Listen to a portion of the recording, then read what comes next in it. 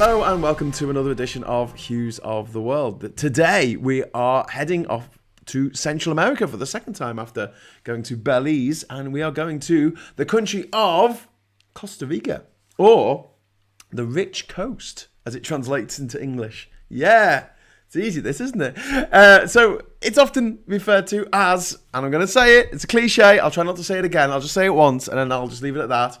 The Switzerland of Latin America. You'll find out why later in the show. It has waterfalls, misty crater lakes. It has jungle-fringed, deserted beaches. It's a real choose-your-own adventure land. And it's a fascinating place. It is just 0.5% of the world's total landmass, but it accounts for 5% of the biodiversity of the planet, with over 500,000 species living in Central America. Living in Costa Rica. Its national parks cover a quarter of its entire land. A quarter. It's one of the highest proportion, if not the highest proportion, of protected national parks in the world. Its deforestation levels are almost at zero. Look on that, Borneo. Look on that, Brazil, and despair. The energy it creates, its electricity, is almost 100% renewables, with 80% coming from hydroelectric. It is home to over 130,000 coffee farms, which is impressive. Although, I'm going to have to tell you this, just like they don't drink Umbongo in the Congo, they don't have Costa Coffee in Costa Rica. I've looked for it. I've been to San Jose a few times, the capital. Not found it. I don't think they have Costa Coffee in Costa Rica. Pretty sure of it. And I don't think that Emperor Nero ever drank coffee at Cafe Nero.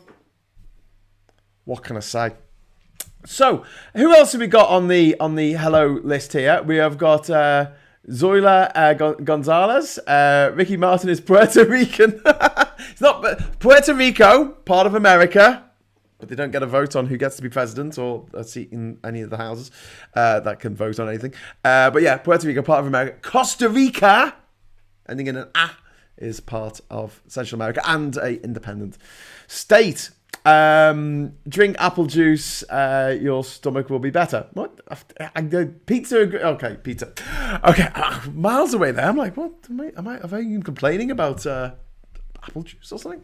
Anyway, back to Costa Rica. It is the country, one of the highest life expectancies in the world. In fact, it has the second highest life expectancy in the whole of the Americas after Canada. Maybe a surprise to some, but the life expectancy in the US of A is rather low. There's a few reasons for that. One is, unhealthy diet, junk food, etc. The other thing is guns. Lots of guns. They have more guns than anyone else on the planet. So, lots of dead people before their time. Costa Rica, get back to Costa Rica. They have over 100 volcanoes in Costa Rica, but there are only 5 active ones. They have 5 active ones. Until a few years ago, you could actually go up one and you could actually see the lava inside the volcano. You can't anymore, but it still steams. You can also, because of its location, we'll look into this in geography in a moment, it's also a place where you can watch the sunrise over the Atlantic Ocean, or the Caribbean Sea part of the Atlantic Ocean. And then you can drive across the other side of the country very fast in an electric car and watch the sunset in the west over the Pacific. True story. Or you can watch the sunset and then drive through the night and then watch the sunrise. See how you like it. Anyway, so also the probably the most interesting thing from a sort of political point of view, sort of politics and history, geopolitics point of view, is Costa Rica has no standing army. That's right, ladies and gentlemen. It's got no military at all, and it hasn't since 1949. It's got no army, it's got no navy, and it's got no air force. Instead, that money that could have been wasted on bombs and guns and tanks has been spent, disgracefully, in some people's opinion, on education. and healthcare. Bloody hell. No wonder they have some of the longest living people in the world. It's not all dying in wars. Quite topical right now. So yes, they decided to get rid of the military for reasons that I will come to in the history section of tonight's show. And the phrase that you need to know if you ever go or stay or travel through Costa Rica is Pura Vida. Pura Vida, which means pure life. But it doesn't really. I mean, you know, it's like malaria means bad air, but not really. Pura Vida is just something that people say when they want to say hello or goodbye or well done or that's cool or whatever. It's an expression that is used a lot in Costa Rica. And it kind of, people say, oh, it's more than the phrase. It's a lifestyle. It's about being laid back and, you know, not getting too het up about stuff. And when you look at the history of the area of Costa Rica, don't forget, it's right next to Panama and Colombia one way, and then the other way, it's right next to Nicaragua, Honduras, El Salvador, countries that in my lifetime have had tremendous uproar. So yeah, and it sits there in the middle, being the neutral country that's actually quite good for its neighbours because it often gets involved in peace negotiations. Another Latin American countries are getting up to kerfuffles and possibly no good. And Costa Rica turns up and says, hey, just chill your boots, man. Pura Vida. Yeah. Help yourself to a tamale. Woo. Okay, so back onto the topic at hand, which is Costa Rica. So it is a little country. It's only a population of 5 million. 5.1 million according to Google today. There's an extra one born. And its capital is San Jose. Not from the Burt Bacharach song, Do You Know the Way to San Jose? Because that's in California. This is a different San Jose. And yes, this is the flag. Ta-da! It doesn't have the words Costa Rica written on it quite so big. It does have the words Costa Rica written on it on the badge. I know you can't see the badge very well because it's quite small on the screen, but there's a little badge on there. Now on the badge, the logo, motto, well, what's it called? Look, the slogan, the thing, the thing on the whatever, the crest. That's the word I want to learn. The crest. On the crest, there is an image of the 7 stars. The 7 stars in an arc, which represent the 7 provinces of Costa Rica, and there are 2 ships on either side of a mountain range, which is actually 3 volcanoes, a little puff of smoke coming out the top. And on the back of these ships, so there's ships in the foreground, and then there's mountains, and then there's ships in the background, and that's to represent the 2 oceans. And then there's a sun, which is either setting or rising, depending on your point of view, I guess, in the background. So you could be looking at Costa Rica from the Caribbean side and watching the sun set, or you could be looking at Caribbean from the Pacific side and watching the sun rise from the actual ocean, and then looking at Okay, so yeah, and it also on the back of the boats, if you look really, really closely at the map, the flag. I should have done this better so you could see it. But if you look very, very, very closely, you will see that there are flags of Costa Rica on the back of the boats on the flag. So it's one of those countries where there's a flag of the flag on the flag, like Afghanistan, Belize, Bolivia. It's a fun thing that countries seem to like to do. But there you go. So the people of Costa Rica are Costa Ricans. Actually not. They're called Tico. Tico for man and Tica for woman. Rather than Costa Rican. Costa Rican's probably the proper demonym. But most people don't use that. They just say Tico means a male person from Costa Rica. And if they say Tica, it means a female person from Costa Rica. About 85% of the population are what's regarded as white. By that actually means you could be white, you could be mestizo, and you could be castizo as well. And they're all the white people. Bit of a weird one, that, but there you go. 7% are mixed race mulattoes, and 3% are Amerindians. They're the indigenous people who were originally there. And about 1% of the population are black Caribbeans who came across, or their ancestors came across, from Jamaica and other countries in the West Indies. The religion is Catholic. Does the Pope wear a silly hat? Well, indeed. And I've got some messages here. Good night, what's another referendum? I know, but it's not about Costa Rica, though, is it, David? The best passport to have is a Japanese one because it gives you visa-free access to 190 countries out of 195. That's very true. That was the question that I answered on a TV show over the summer called Richard Osman's House of Games. And I had to help out the contestants with the travel-related question. And it was, what's the most powerful passport? It used to be the British passport, you know? Mucked that up, didn't we?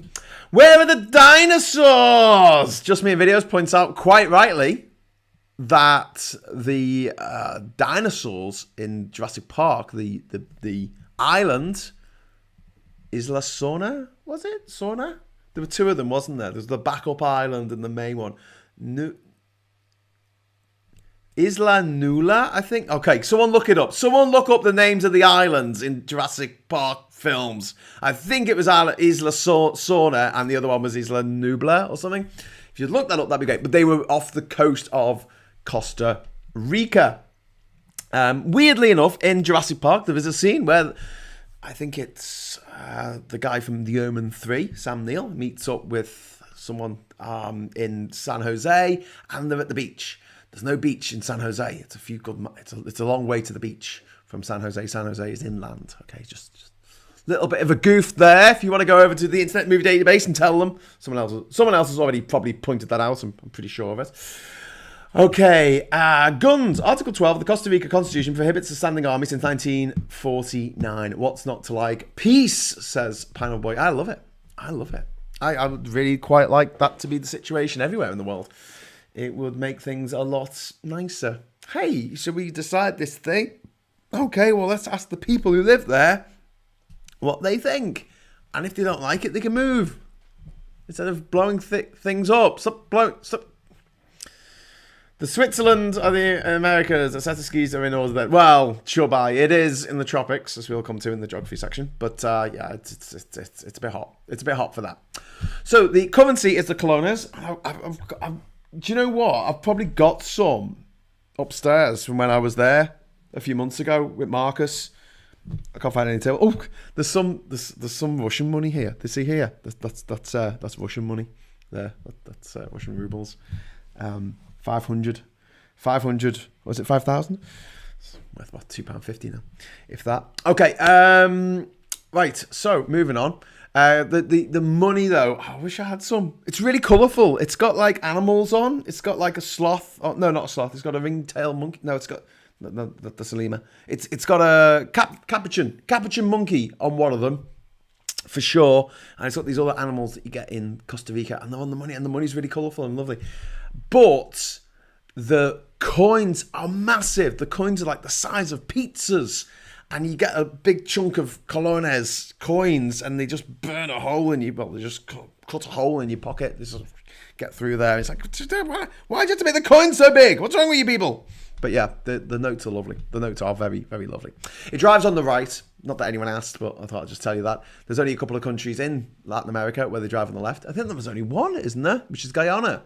Fun little quiz question, that, isn't it? Some islands in the Caribbean, but in the actual continental America.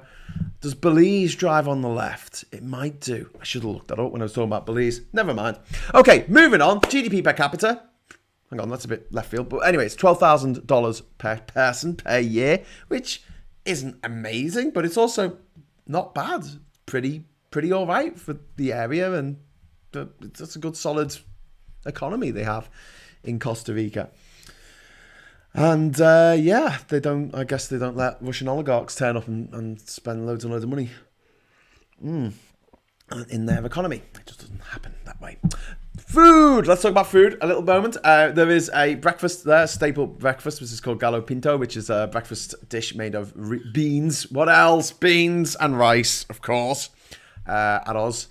Yeah, that's pretty typical. And also, you get that in Panama as well. It's like rice and beans and chicken, or rice and beans and fish, or rice and beans and just rice and beans. Pretty typical. And then there's casado, which is like this big banquet. So it's this huge meal. It's got beans, rice, salad, tortillas, fried platanos, plantain, plantain. Like a savoury banana. Meat, which will be pork or beef or chicken or fish. Big massive dish. That's pretty good. If you get one of them, you'll be pretty full for the rest of the day. And then there's a Costa Rican tamale. Now, it's different from so a tamale is like a dough snack with food in the dough, and it's wrapped up in a banana leaf, or in Costa Rica it's wrapped up in banana. In Mexico it's wrapped up in a corn husk, but you get it in a banana leaf in Costa Rica, which is so it's like a little dough ball. It's filled with beans or meat, and it's a snack. It's your Greg's pastry. It's your Greg's pastry of Central America. And they're pretty good. The drink over there is coffee. I mean, obviously, for sort of non-alcoholic drinks. But they do have an alcoholic drink called guaro. Guaro is the national alcoholic drink, I would say, of Costa Rica. It is a sugarcane-derived drink. So it should taste a bit like rum, but for some reason it tastes more like vodka. And its name is derived from the Spanish word aguardiente, I think, which is Spanish for burning water, because it just burns your throat on the way down. Mixer, put it with a mixer. The national anthem, which I'm going to play for you now, goes a little bit like this. No, that's a guy. Here's the national anthem of Costa Rica. It's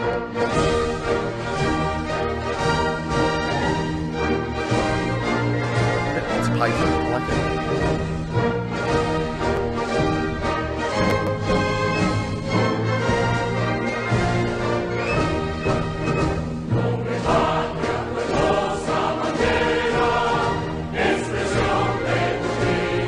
Proof of your life it gives us.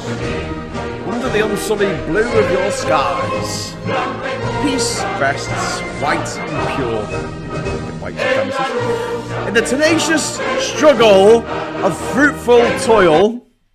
Oh, I think it should stop to show an ad. Oh well, never mind. That's why you should never ever watch anything on YouTube. Okay. Apart from this show, which you should definitely watch on YouTube. Anyway, that was a little bit of the national anthem of Costa Rica. National anthems are all a bit of a muchness. Do you know what my favourite national anthem is? My favourite national anthem is the Spanish national anthem. Do you know why? Does anyone know why? Because there's no freaking words to learn. It's great. So the Spanish footballers just get to stand there and just listen to the music instead of trying to, sing along kind of half-heartedly and only knowing the first two lines, like most people do with their own national anthem, I think. That's the force to play it a lot. Yes, indeed. So that was the tune. That was the national tune, man, of Costa Rica. Thought I'd share that with you. Okay, let's head over to the geography window. Should we go to the geography window? Should we just go to geography? Okay, right. Well, we will go to a globe of the world. Ooh, there we are. Okay, so that is planet Earth. You may recognize it from such, interesting things as the Earth. Okay, so I'm going to zoom in here. So look, just to get your bearings, there's Ukraine, where it's all kicking off.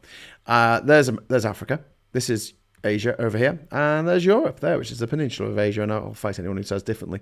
Okay, over here we have America. This is North America, which includes Mexico, by the way. Some people think Mexico is part of Central America. It is not. It is part of North America.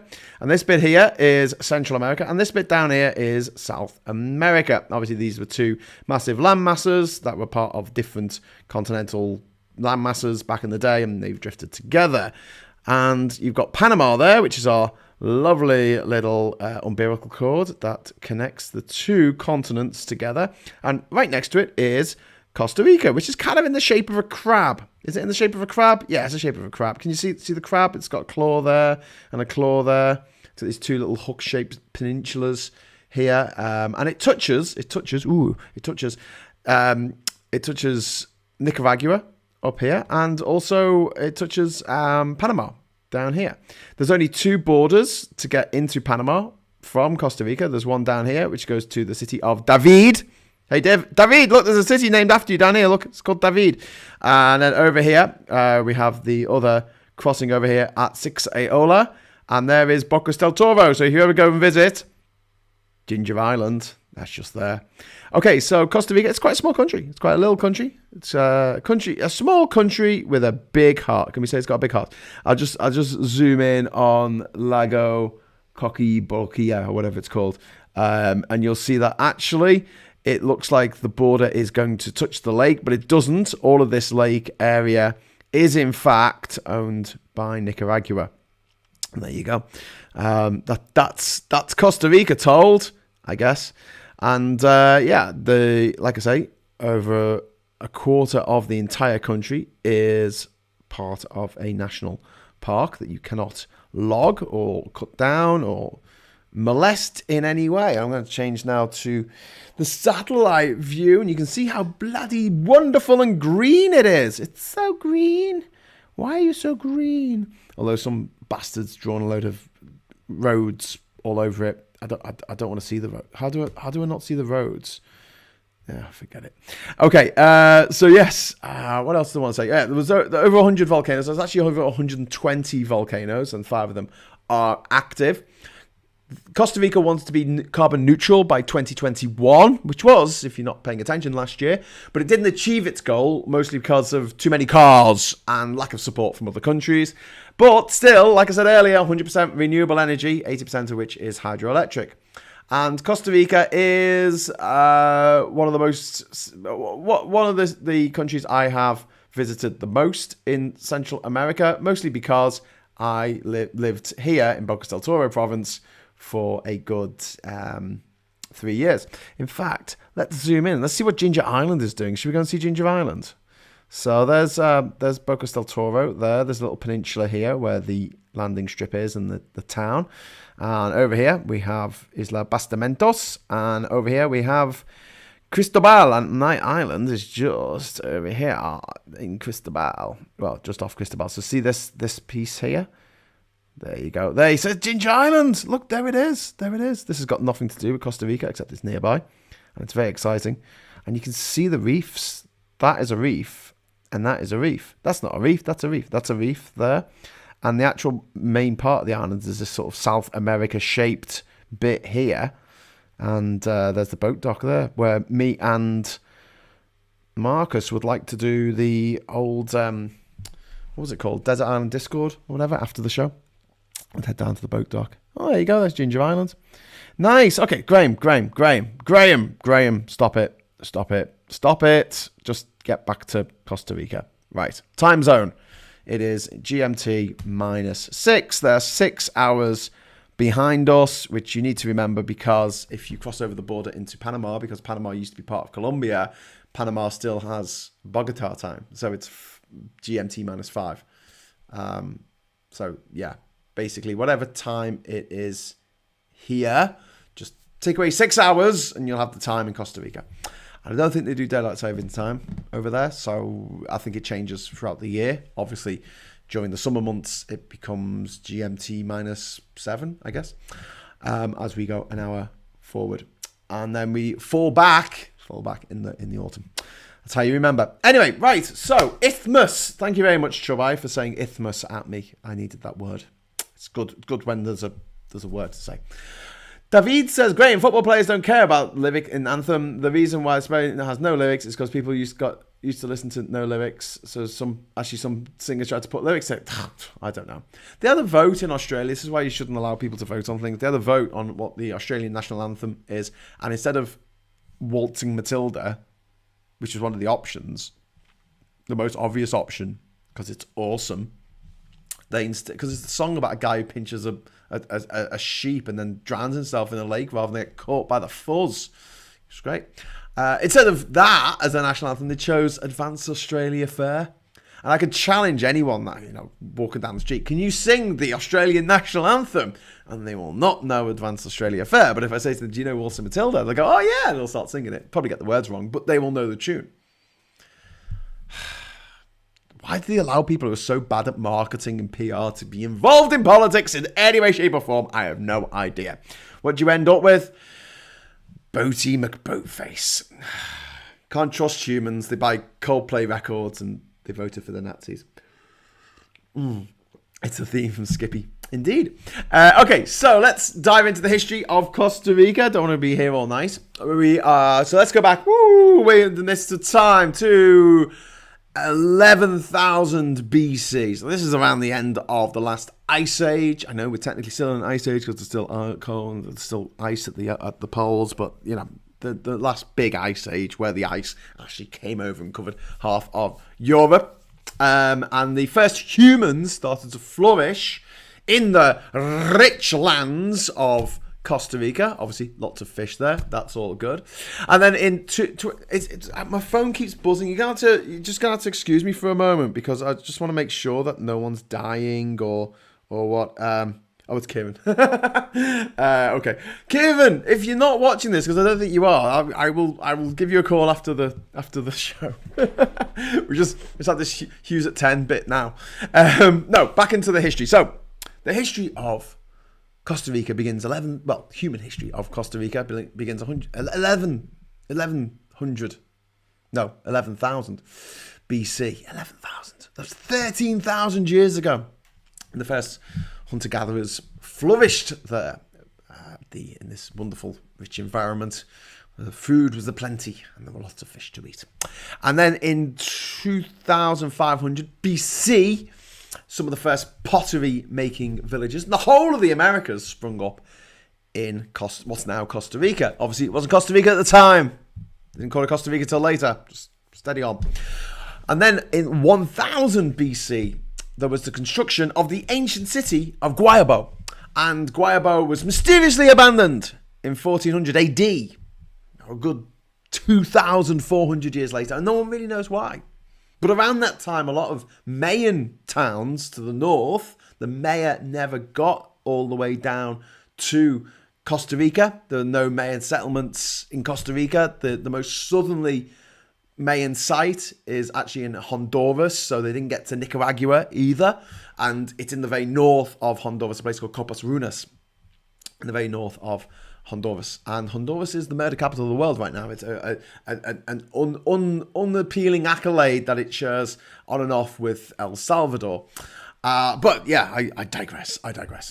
So this city sort of sprung up back in the day. This is in the BC days. And by 100 BC, while the Romans were just picking their nose, Costa Rica became part of a extensive trade network that extended all the way up into Mexico to the Aztecs.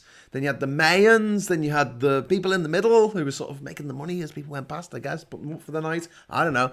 And then that trade went all the way down into into South America, into the Andean kingdoms of Central America, the Incas.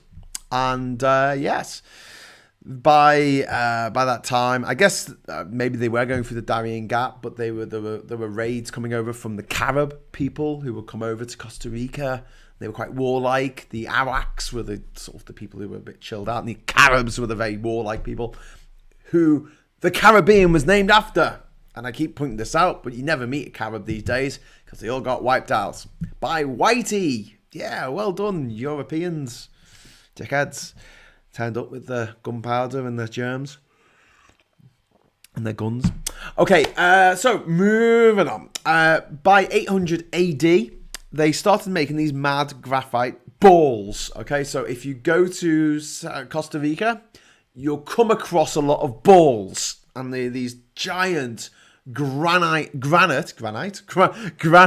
spheres, which are made of igneous rock, which they just started carving. And I think they kept doing it until fairly recently. And they're really beautifully carved. Like, amazing standard of professional sphere creation. And maybe someone just really liked having big granite balls. I don't know. But you see them all over Costa Rica these days. So they're worth checking out. Costa Rica's massive stone balls. Nobody knows why. It's still one of those things that nobody knows, which I always like. I always like when people there's no answer for that question that no one really asked in the first place.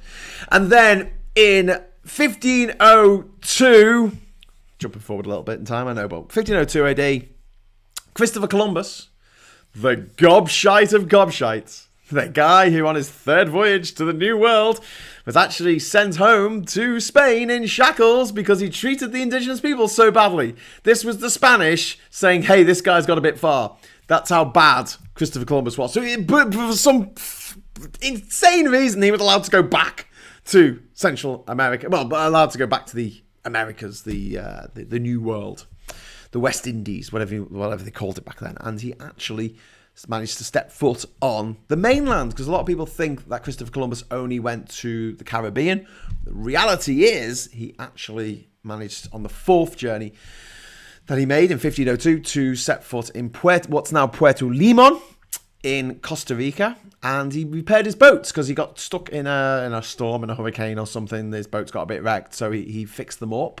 And also, if you ever go to Bocas del Toro, there's an island there just by Bocas town called Isla Cananero, and Cananero is Spanish for careening, which is scraping the barnacles off the bottom of your boat. You put your boat onto the beach, you let it fall over to one side.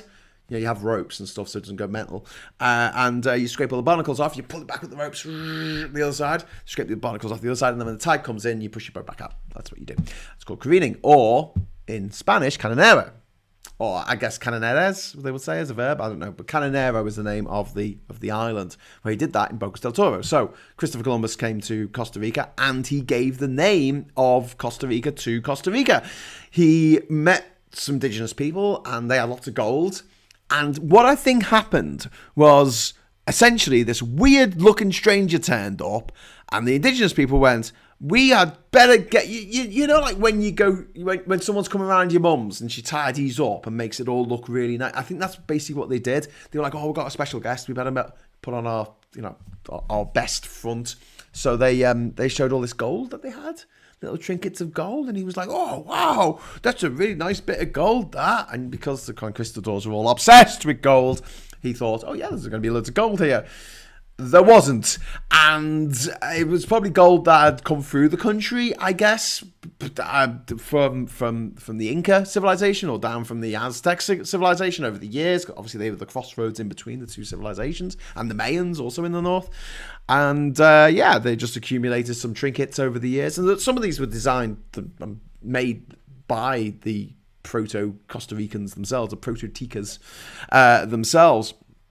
And but let's say Christopher Columbus was kind of a little bit missold on the whole rich coast. For the next 20 odd years, anyone who tried to colonize the place, set up a colony, or conquistador the place, found that they were quite soundly beaten back, I should say, by the jungle and by stinging insects and by malaria and other diseases.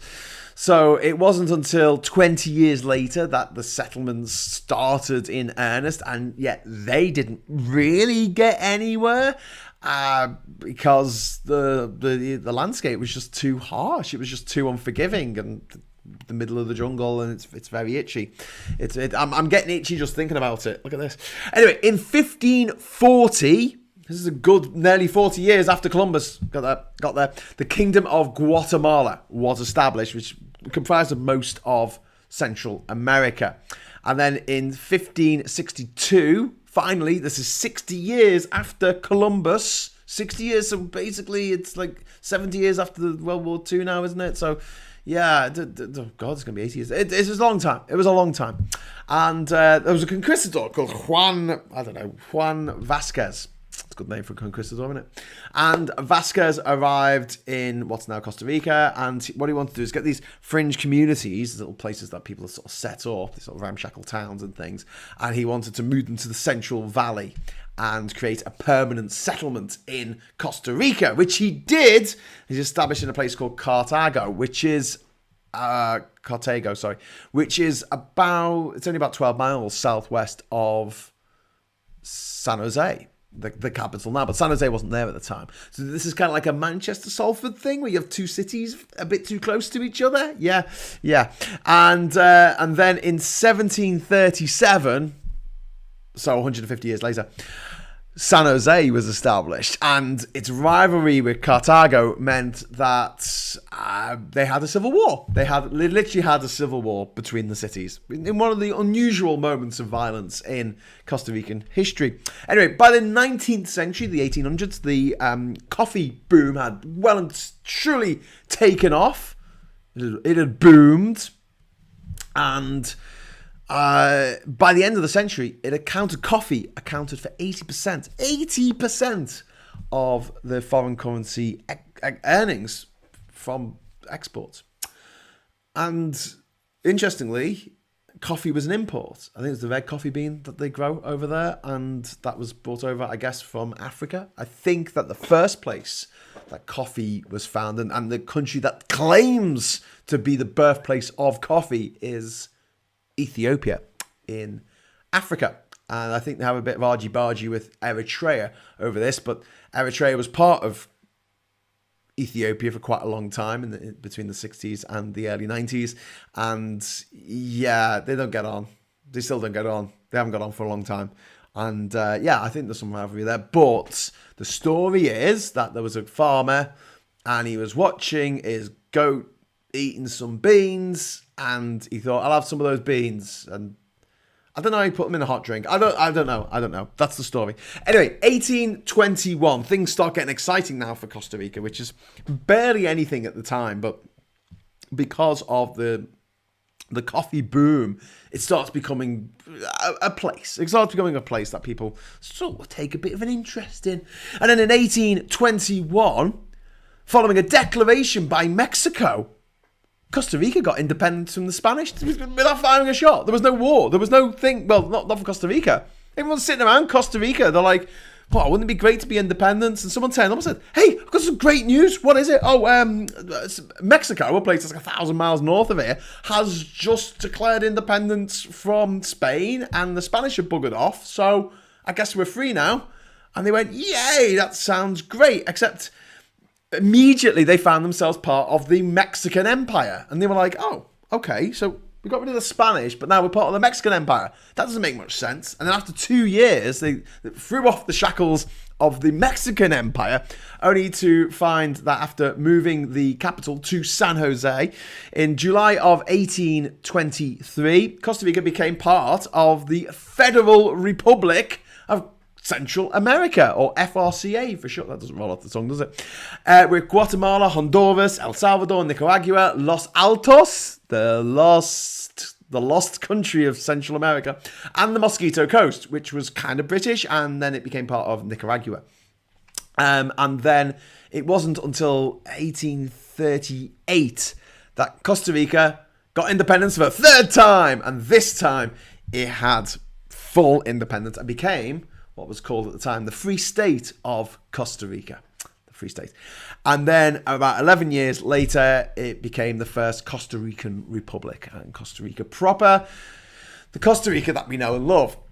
This pissed off a few people, especially white people in the USA, who looked at Costa Rica and said, "Hey, what you doing?" And Costa Rica said, "We're doing our own thing, man." And the people in America were like, "Well, we're gonna show you. We're gonna expand. We're gonna expand our states down all the way to Panama. That's what we're gonna do, and you can't stop us." And this was actually called the Monroe Doctrine. It was actually a government scheme, I guess. But then there was a lunatic called William Walker. Well, lunatic, he was a scumbag, a pro-slavery, let's subjugate the natives, gobshite from probably southern USA. He was from the USA, I don't know where from. But he turned up in Central America and caused all kinds of problems in Honduras, in Nicaragua, in Mexico. He declared the Baja California as part of the USA. He then got to in 1856. He was defeated in Costa Rica at the Battle of Santa Rosa, which lasted just 14 minutes. What happened was he turned up with his troops, who were all just mercenaries and that, I think, and the Costa Ricans knew they were coming. So the Costa Ricans, who at the time didn't really have an army, because, they didn't really need one, I don't think, they got 9,000 people, just ordinary bods, I think, off the street and from the fields to come and fight to keep these Americans out of their country. Fair enough. And there was a little boy. He was a drummer boy. He was a drummer boy called Juan Santamaria. And Juan Santamaria was lauded because although he died during the battle, he did manage to set fire to William Walker's defences, meaning that the army of Costa Rica just walk in and basically beat the crap out of him. He ran away, survived to fight another day until he started knocking around Honduras. That pissed the British off because they were like, excuse me, you know British Honduras? Yeah, that's ours. They captured him and then handed him over to the Hondurans, who were like, we're so sick of your shit, you daft American bastard. And they shot him. Which is fair enough. It's fair enough. But Juan Santamaria is a sort of a saintly figure, if you like, in Costa Rican mythology, I guess. And if you fly into the airport in San Jose, the airport is actually named Santa Maria Airport after Jose Santa Maria. Now you know. After the little drummer boy who set fire to some American invaders' defences. Good on you. Good on you, Juan. So, moving on. In 1889, Costa Rica had its first democratic elections. Well done, Costa Rica. Although, it did exclude women and black people.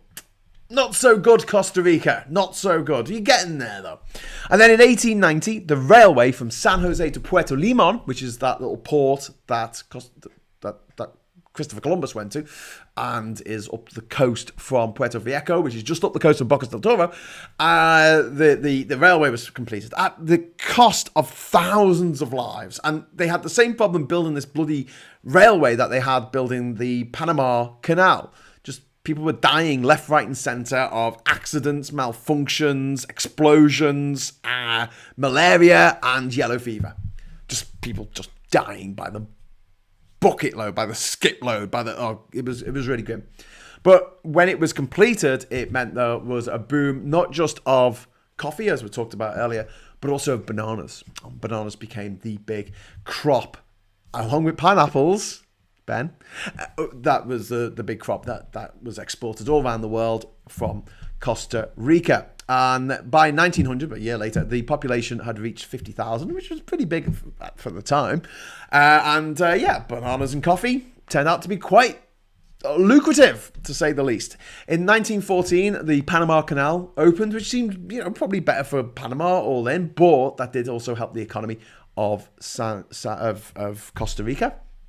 And then in 1919, Federico Tinoco was ousted as a dictator. He was you're a dictator, get out of here. In another rare episode of violence in Costa Rican history, and it was quite short and stout. And here's my handle, and here's my spout. No, and anyway, so Squire, don't write that down. What's that? That's Duke Vengeance. Honduras is pronounced Honduras. H is silent. Yeah, but what about British Honduras? Hey, David. Honduras, meaning deep water, I think. It's the opposite of Bahamas, which means shallow water. Cool story, bro. Okay, so, yes, in 1940, Jose Figueres Ferrer, Ferrer, he got involved in politics and began criticizing the conservative government of President Calderon. President Calderon was a conservative, but he wasn't too bad. He actually brought in an 8-hour work day, and he also brought in a minimum wage, so he wasn't as monstrous as some conservative politicians. But still, the Liberals didn't really get on with the Conservatives, and after watching the whole world fall into war over the early, most of the 40s, in 1948, there was a 6-week civil war between the Liberals and the Conservatives, which was left over 2,000 civilians dead, army people, I guess. And that was the point where the Costa Rican people got together and said, this is really stupid. Let's get rid of our military so it never happens again. Brilliant! And it hasn't. And it hasn't happened again. And whereas a bunch of other countries in Central America, or sort of fell apart in the 70s and 80s. You had the Contras, and you had the problems in El Salvador, the problems in Honduras, problems in Nicaragua, and problems in Panama with what's his name? The guy in Panama whose name I've forgotten. Noriega. Manuel Noriega. Thank you, brain, for remembering that. But yes, Costa Rica in the middle of all this, and also bloody hell, Colombia, Jesus, literally in the middle of this whole neighborhood of all these shenanigans going on. By shenanigans, I mean bloody horrific violence, and it managed to stay peaceful. And in fact, in 1987, the then president of Costa Rica, president at the time called Oscar Arias, he actually won the Nobel Peace Prize for just basically going out and saying, "Hey guys, stop fighting, stop it." Good guy. Anyway, so yes, also in 1949, when they got rid of the army and the navy and the air force, they also granted women and black people a chance to vote, which was nice. And it also desegregated the country, which is awesome. And then in 1963, the Reserva Natural Absoluta Cabo Blanca, just wanted to get that right, read it off the screen, became the country's first protected wildlife space or national park, first of many. And then in the 1970s, the eco-tourism boom began. And this has kind of replaced everything. The bananas, the pineapples, the coffee as the number one money-making, I was going to say export, but it's not an export, it's an import. Money-making scheme of the canny Costa Ricans who think, hey, why don't we make the place look really, really nice? And then people will come here and they'll go, oh, this is really, really nice. Pura Vida, baby, Pura Vida. You there, stop beating each other up. That's my job, says Duke Vengeance. Jeremy Goff says that was one camp teapot. Thank you, Jeremy. I've been working on it. Hi all, says Veg Pie. Hello, Veg Pie. We're talking about Costa Rica today, which is actually quite a nice story. I'm really enjoying this, not least because I did Congo last week, and then next week we're going to be doing Côte d'Ivoire, the Ivory Coast. So we're going to have two stories of abject misery. But then we have Costa Rica in the middle, which is kind of, as I've been saying, the Helvetia of, I don't want to say Switzerland, the Helvetia of Latin America. Anyway, so in 1979 to about 1986, Costa Rica found itself getting reluctantly sort of dragged into these squabbles and violence and shit going on in all the Central American republics at the time. It kind of got drawn into other conflicts, but then there was an election in 1986, and Oscar Arias, who became president, he ran on a platform of, I want to get rid of the Contras at the north of the country. I don't want any of this stuff. We want to just be peaceful, neutral Costa Rica, and he won. And yeah, that's what he did. And a year later, he won, as I just said, the Nobel Peace Prize for his efforts. And then in 2006, he was re-elected. After 16 years of not being in power, he was re-elected in 2006. And he was a pro-CAFTA politician. And CAFTA is the Central American Free Trade Association between America and Central America. USA. The USA and Central America. NAFTA is the North American Free Trade Association agreement. Agreement, which is between Canada, the US, and Mexico. So that's why Mexico is North America. These are Central America. Different things. Not CAFTA. CAFTA. Not, doesn't matter. Anyway, so yes, that was the entry into CAFTA was passed by referendum in 2007. And that's it, really. Costa Rica's been doing really well. It did say that it wanted to get to net zero by 2021 a few years ago, and it's missed that target, but it has made great strides in that direction. The fact that nearly all of its electricity is generated by hydroelectric and solar is just fantastic. It's absolutely fantastic. It's transport, really, that is still creating a lot of carbon in in Costa Rica.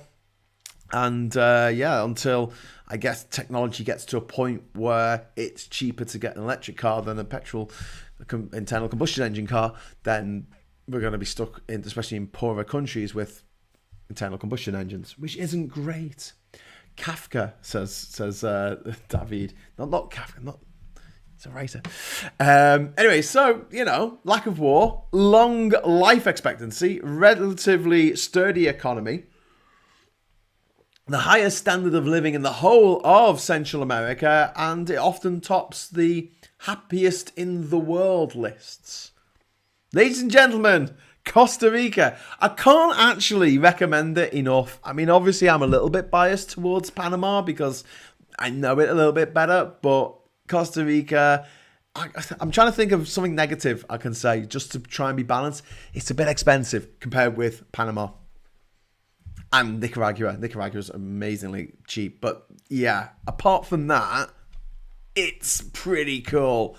And although it is probably the most one of the most famous eco retreats countries in the world, it's not like it's mad full. Like, you can still get to places where you're the only person there.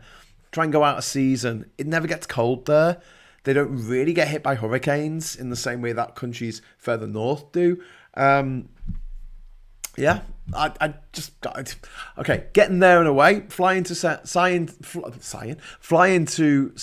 This is what Marcus and I did last time. We went to Ginger Island. We flew into San Jose because it's actually closer to Bocas del Toro than the capital of Panama City. So although it looks about the same on the map, there's a sort of more of a direct route, basically. If you're trying to get from Panama City to Bocas del Toro, you have to go through the city of David, which is kind of like a dog leg to get around it. Otherwise, yeah, if you want to get from Costa Rica to another country, it obviously borders Panama and it also borders Nicaragua. There's only two ways into Panama. There's just two ways into Panama. Nicaragua, I've been through one a few times, but I don't know if there's another one. I think there probably is on the Caribbean coast side of things. But something about the Panama crossings that you need to know. They close at 6 o'clock. And because Panama's actually an hour before or after, no, an hour after. So you lose an hour. When you cross the border into Panama, you lose an hour. So you're walking along thinking, oh, it's 5 o'clock. I've got an hour to get to the last boat at 6 o'clock. And then someone says, no, you crossed the border, you dickhead. It's now 6 o'clock. And you're like, I missed that bus. Missed the boat, whatever. And yeah, so I've spent some time in San Jose, moved around San Jose quite a lot. San Jose is not that nice. If you get into San Jose, I would suggest you get out as soon as possible. It's just a city. It's got a park in the middle, which is all right, but not amazing. And it's a grid system, which I don't particularly like, and a lot of the buildings are just boring. But once you get out of San Jose, the actual jungle, the mountains, the volcanoes, the beaches, the wildlife, the flora and the fauna are phenomenal. So please just get out there.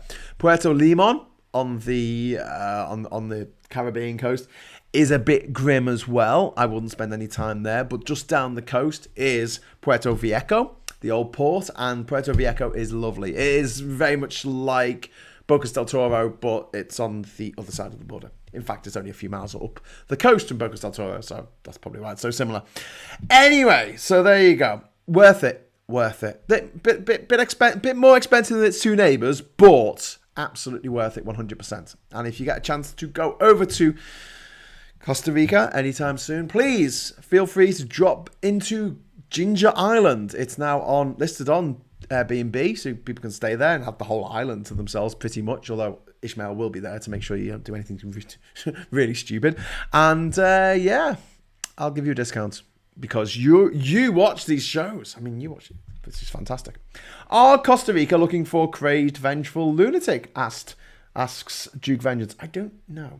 Hasn't it got the narrowest wealth gap?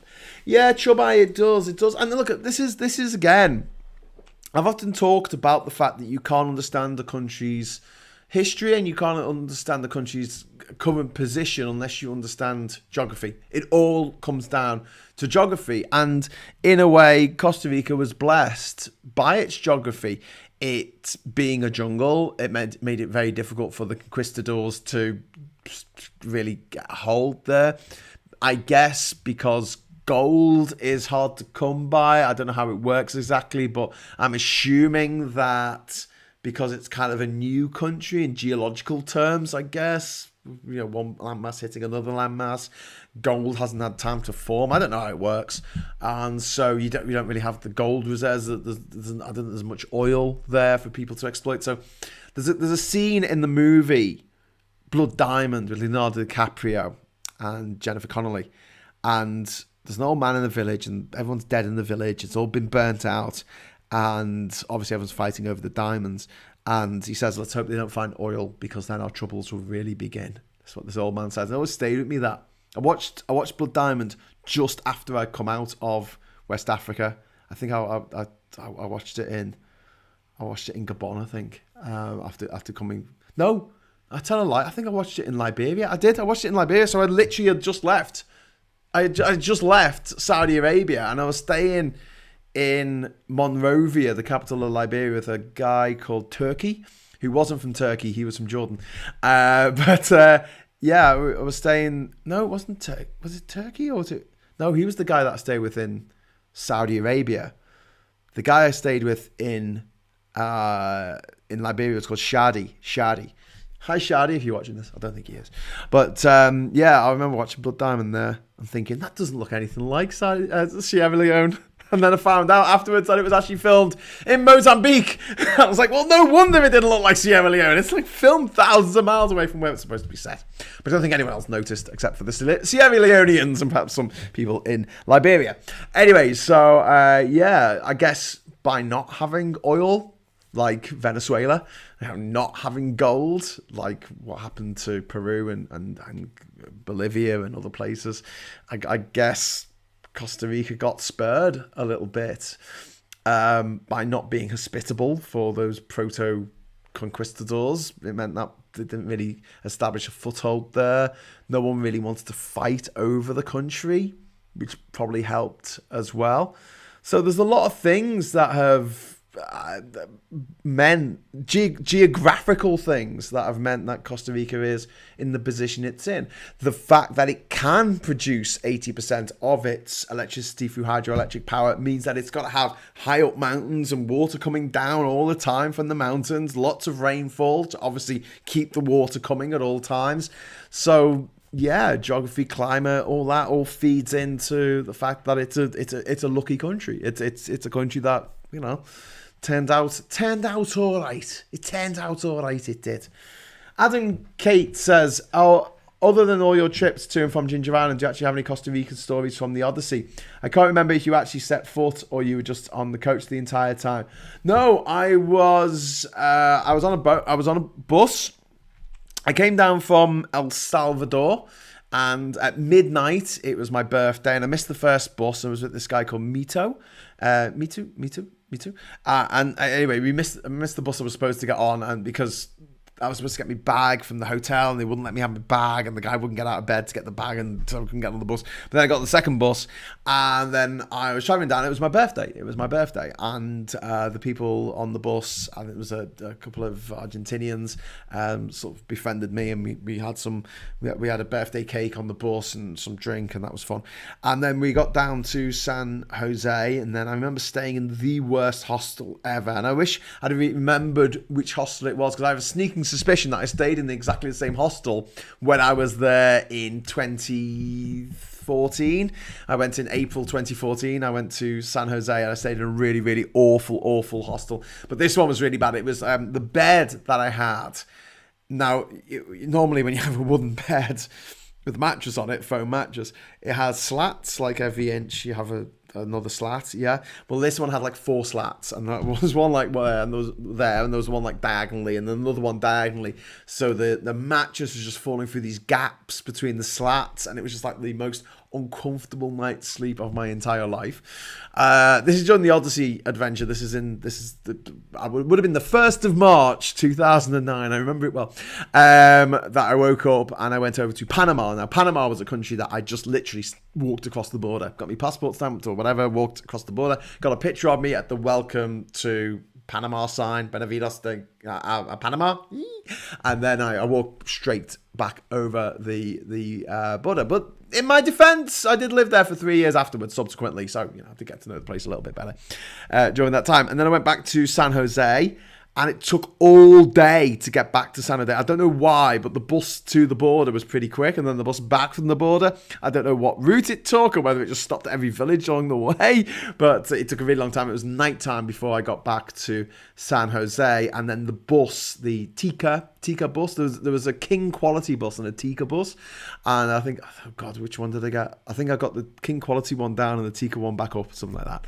And it was leaving at some ridiculous time in the morning, like 2-3 o'clock in the morning. I don't know why the buses leave at crazy stupid times. I think it's to do with the times that the borders are open, so it's got to leave at X time so we can be the first thing at the border and get across the border, especially because it was going up to El Salvador and then on to Guatemala, so you're crossing over several countries, crossing over 4 countries to get, so you've got to time it for when all the borders are open. So leaving at a sensible time, like, I don't know, 10:30 in the morning, which is a perfect time. You can get up at a reasonable time, have your breakfast, and then you potter around for a little bit. Go to the station, get on the bus, no problem. But no, it was 3 o'clock in the morning. So I remember going back to another hostel. I remember sitting there thinking, I wish I'd stayed at this hostel last night. And I got chatting with some people who were staying there. I think they were on the bus with me from the border, and we had a few drinks and stuff. And then I think we went out. I can't remember. And then I got on a bus and they went out clubbing or went to bed. I don't know. Anyway, right. Oh, there's a lot of messages now. I thought Costa Rica is a favourite of Americans. Yes, there are a lot of Americans there, I have to say. But it's a beautiful place, so, you can't blame them. Travels, is it somewhere you'd like to live? Is it cheap to live in? Lee? I'd live in Panama and go across the border. I wouldn't mind living there. If I had the money, I'd live there. I mean, as things are at the moment, I could probably afford to live in Ginger Island if I had a little bit of income coming from there, from Airbnb or something. But I don't know if I'd be able to do that in Costa Rica. I don't know if you'd be able to make enough money from an enterprise like that in order to live in Costa Rica. It is a little bit more expensive, but I don't know. I don't know what the rules are as well about owning stuff when you're not from Costa Rica. In Panama, you're not allowed to own property if you're not a Panamanian citizen or resident. And the reason why I can own Ginger Island is it's actually in the name of a company, and I'm the sole proprietor. I'm the director of the company that owns the island. I'm seldom correct on these things, but it has come to a head. An internal coup is the most likely scenario. Internal coup? Are you talking about? Russia? It's preparing an option, but it's not more hardline military. Remember, an army tried to coup against Gorbachev, but Yeltsin led the counter-revolution. Indeed, the potential downside, but we're at a point where you just have to hope anything must be better. Yeah, well, just to move on the subject a little bit to what's happening in Russia and Ukraine. And Belarus, don't forget, Putin invaded Belarus before he invaded Ukraine. It's just because he has a pliant puppet leader of Belarus, Lukashenko. He can, get in there. But I'm hoping that a coup happens very soon. And I don't think people like Abramovich are going to be particularly happy losing billions and billions of pounds or dollars. I would say rubles, but they're going to be worthless pretty soon. People losing their life savings, people losing their yachts, people losing their football teams, literally losing their football teams. I don't see how much more people will put up with. But then again, nationalism, people will eat their own grandmother if they're told it will help the state. It's correct and sweet to die for one's country and all that bollocks. Although I will always quote, I don't know who it was who said it. I think it's misattributed to Patton, General Patton, but the line is, nobody ever won a war by dying for their country.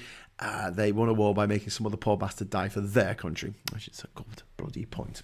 Sorry for going off topic, Graham Hughes Travel, says Jeremy Goff. Oh, yes, and you're right to apologise. Okay, so join me this time next week, same bat time, same bat channel, for the next episode of Hughes of the World, which is going to be about Côte d'Ivoire. I'm not going to call it the Ivory Coast. I'm going to do it with the C's. Obviously, I've bunked the Democratic Republic of Congo to the D's, which is arguable, but I didn't want to do Congo and have 2 Congos in a row. So we're going to do Côte d'Ivoire next week. So tune in for that. If you want to join me over on the Discord server for a bit, I'll be over there momentarily, and maybe Pineapple Boy has a quiz for us. Duke says, what? How dare you have a quiz? Guards, arrest them. And Just Me in Videos says, hit the like button. Thank you very much, Just Me in Videos. Always looking out for me. I always forget to say that. And until next time, Pura Vida. Bye. It's not going. It's not working. Hey, there we go. Thank God for that.